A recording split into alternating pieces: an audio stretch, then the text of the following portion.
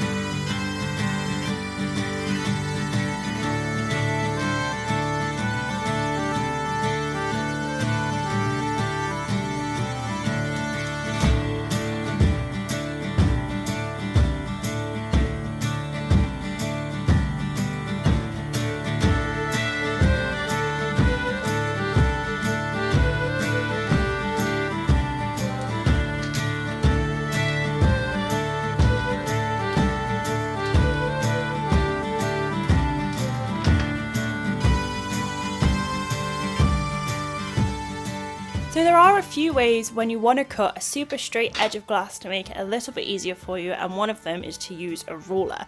Because the head of your glass cutter is a few millimeters in the actual tip of the glass cutter, you want to make sure you leave that much give between your ruler and where you actually want to score the glass before you do it. Now, unfortunately, my big head is in the way the whole time I was scoring this, but you can see sort of what's going on. I'm just scoring the glass.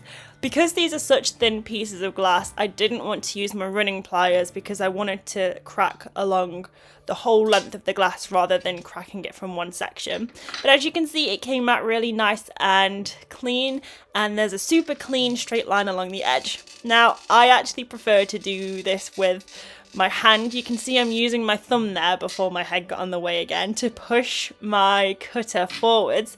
And freehand, I'm actually pretty impressed with how straight that is. I prefer to do it this way. I'm not a huge fan of using a ruler. I think it's just because I'm used to doing it this way, so it's what I stick with.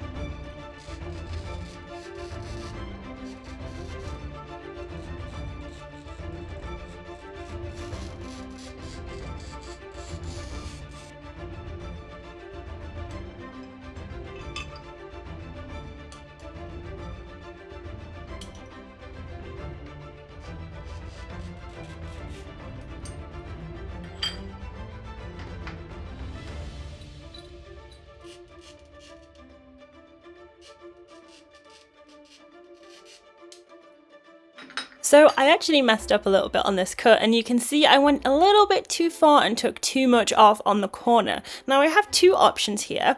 I can either peel the paper off and recut the glass out, or because I haven't actually cut the piece that interlocks into that, I can cut that piece out, which will be the sky, and give it a little bit more give at the top of it. If the shape of the piece was more integral to the design, I wouldn't do this. So for example, if I'd cut part of the tip of a star off, I wouldn't then replace that with the sky because it would just look weird.